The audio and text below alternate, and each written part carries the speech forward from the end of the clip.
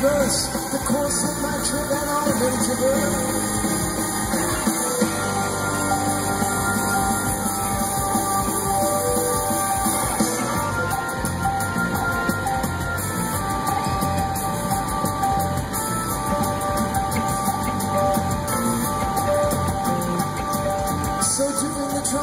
Engulfing my dream, invading through what was an unguarded sea.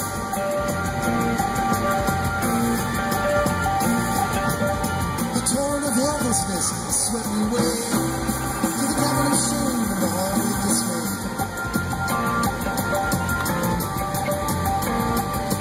The sound of your voice was repeating the phrase, "You've lost it, you'll never get out of this maze. You'll never get out of this maze. Never get out of this maze. Never get out of this maze. Never get out of this maze. Never get out of this maze. Never get out of this maze. Never get out of this maze. Never get out of this maze."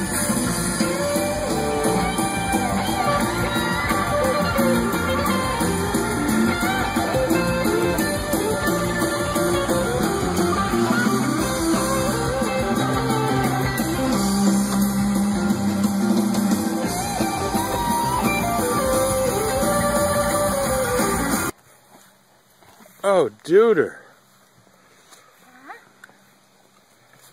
Sit. Sit. Yeah. Oh.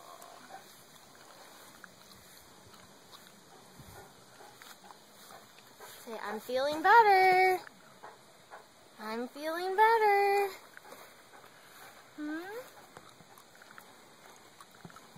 I knew they weren't down there before. What you doing, buddy? Come on. Let's go. Come on. At least there's a little bit of a breeze.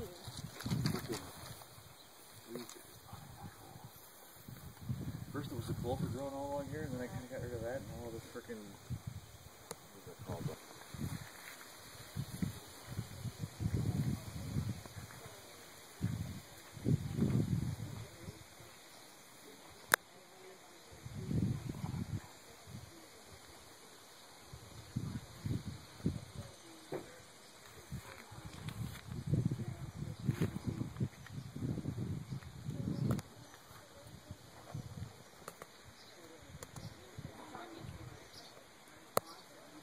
And red-tailed hawks are a perfect example of what a raptor is.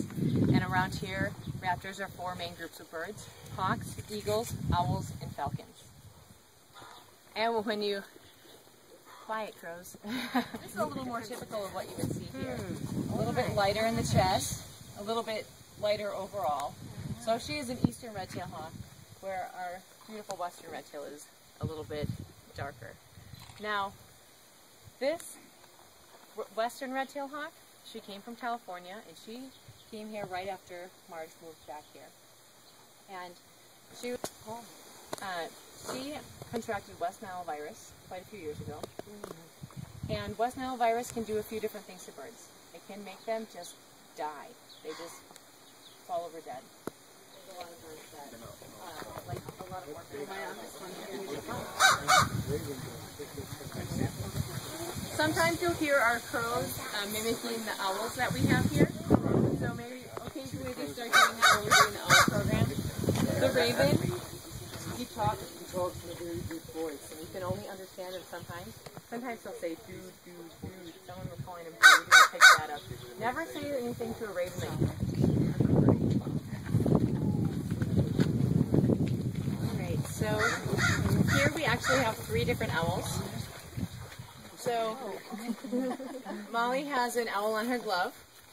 She has a great horned owl on her glove, I should say. We have a little screech owl sitting inside of this tree stump. In the tree over here. And perched up in the tree, we have a barn owl.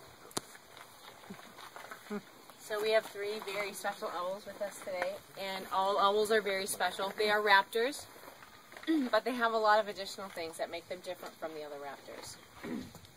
One of the most distinct characteristics that about owls that I really enjoy is that they have an amazing sense of hearing.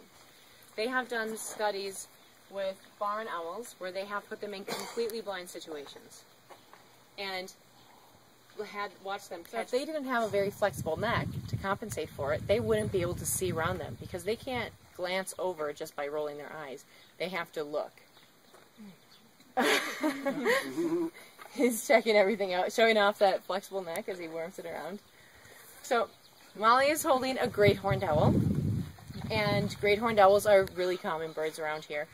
They're really common birds just about everywhere because they can live in the city, they can live in the forest, they can live in the country, they can live any place.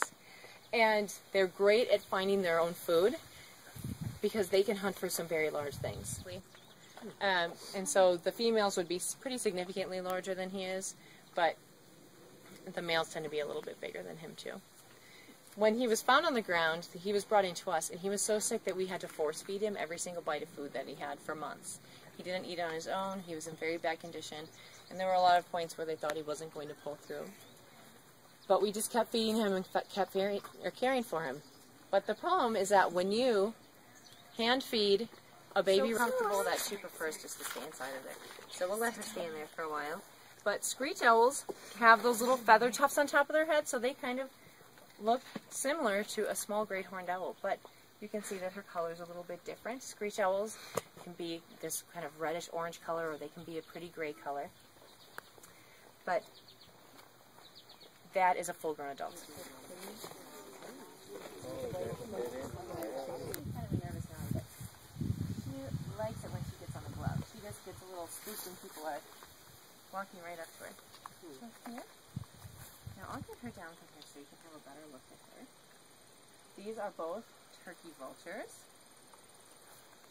And turkey vultures are very beautiful birds, although I know you might find this hard to believe, but some people actually think they're ugly. But here at REGI we know that bald is beautiful. There's nothing wrong with being bald. This is important for them because they are scavengers. And so if they are scavenging for some very unpleasant old meat, and they're sticking their head down in old carcasses, and they had a lot of fancy feathers on their head, that would not be a pleasant thing for them. They would be messy all the time. They would have no way to clean their heads off. So having a bald head is very important for a turkey vulture. Beautiful iridescence in her wings. She's got blue and purpley iridescence all over. So they are a really beautiful bird when you get a close look at them. And they have an important job. They are nature's garbage men. They clean up all that stuff that nobody else wants to take care of. So they have a very important role. They are exclusively scavengers. So when you look at her feet, compared to the feet of the raptors that you just met, oh, there's a cranky hawk in there right now. That was the cry of a Harris's hawk. So it develops sense of smell. And turkey vultures actually have such a highly developed sense of smell that they can smell their roadkill for miles. And when you look at these guys, you can see that they have a big space in their nasal cavity. It's completely open. And so as the wind blows and as the air goes through there, they can pick up any little tiny traces of scent. And they can smell things very, very easily. Are the fastest animal on the planet. So when people think fast, they usually think cheetah running. And cheetahs are the fastest on land. But peregrine falcons can dive at speeds that have actually been clocked at 242 miles per hour. So they are hunting for other birds while those other birds are off. Well, we asked for mileage reimbursement, so basically as far as people can afford to have this travel. No, we have like $50 to go for a school trip. After work.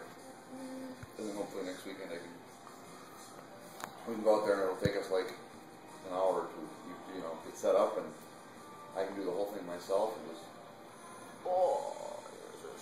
this is weird. Good. Sit. Are you hungry? Are you hungry?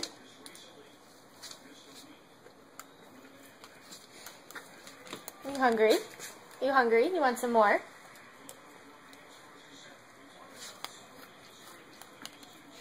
Hey, dude.